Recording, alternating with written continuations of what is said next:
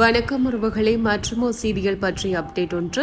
விஜய் டிவியில் ஒளிபரப்பாகி வருகின்ற பாண்டியன் ஸ்டோட்டோ சீரியல்ல வீட்டுக்கு வந்த மருமகள் புகுந்த வீடு ஒற்றுமையாக சில விஷயங்களை செய்தாலும் இந்த அம்மாக்கள் சும்மா விடுவதில்லை என்பதை காட்டும் விதமாக பாக்கியம் சகுனி வேலை பார்த்து வருகிறார். ஏற்கனவே தங்கமயில் பொய் பித்தலாட்டம் செய்து பாண்டியன் வீட்டுக்கு மருமகளாக வந்துவிட்டார்.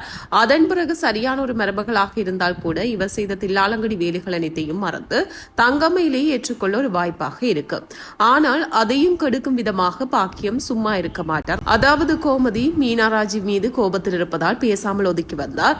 இதை பார்த்த தங்கமயில் கோமதி ராஜி மற்றும் மீனாவை சேர்த்து வைக்கும் விதமாக கோமதியிடம் நைசாக பேசி மறுபடியும் இவர்கள் கூட்டணி சேர்வதற்கு உதவி செய்தார்.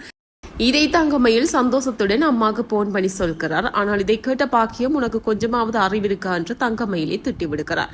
ஏன் என்னாச்சு என்று தங்கமயில் கேட்கும் பொழுது அவர்களுக்குள் ஏதாவது ஒரு பிரச்சனை என்று உனக்கு தெரிந்தால் அதை ஊதி பெருசாகி நிரந்தரமாக அவர்களை பிரிப்பதற்கு வழிபார்த்திருக்கணும்.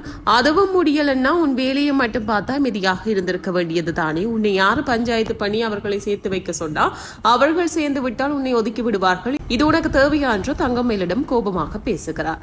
இனிமேலும் இந்த மாதிரி ஒரு சந்தர்ப்பம் கிடைத்தால் அவர்களுடைய ஒற்றுமையை பிரித்து அதன் மூலம் உனக்கு அந்த வீட்டில் முதல் அதிகாரம் கிடைக்கும்படி செய்ய என்று ஐடியா கொடுக்கிறார்.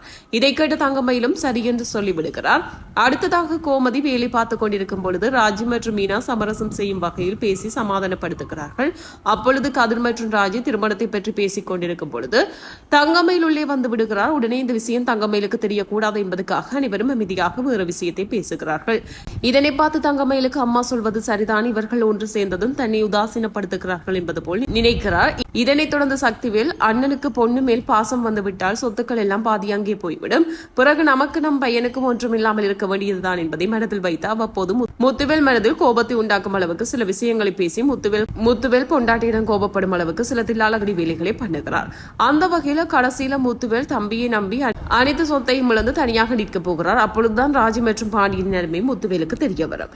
யாரெல்லாம் இந்த சீரியல் பாக்குறீங்க? சோ இது பற்றி உங்களுடைய கமெண்ட்ஸ் கீழே உள்ள கமெண்ட் பாக்ஸ்ல சொல்லுங்க.